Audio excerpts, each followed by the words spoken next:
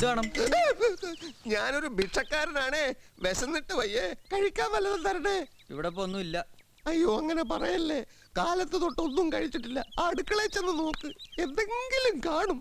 ഇത്തിരി അരി ഉള്ളത് വെള്ളത്തിലിടാൻ പോകുന്നേ ഉള്ളൂ. രാത്രി കഴിച്ചതിന്റെ ബാക്കി കിട്ടിയാലും മതിയേ.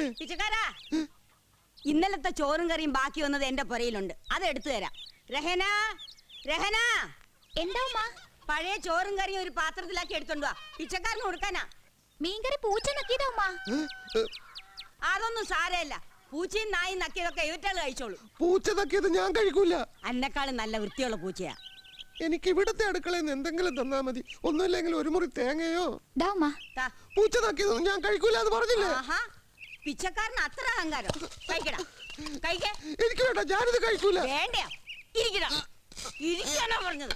അമ്മക്കേ തിന്നടാ, തിന്നില്ലെങ്കിൽ ഞാൻ കൊന്നോളെ. തിന്നടാ, തിന്നാൻ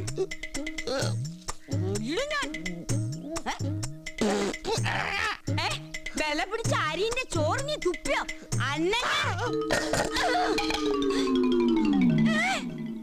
ഓന്റെ ഞൊണ്ടിക്കാലെവിടെ? പടച്ചോന്നെ, ഇതേതോ കള്ളം തന്നെ. ഓടുന്ന ഓട്ടം കണ്ടില്ലേ? കേറി പൊടിയാത്ത.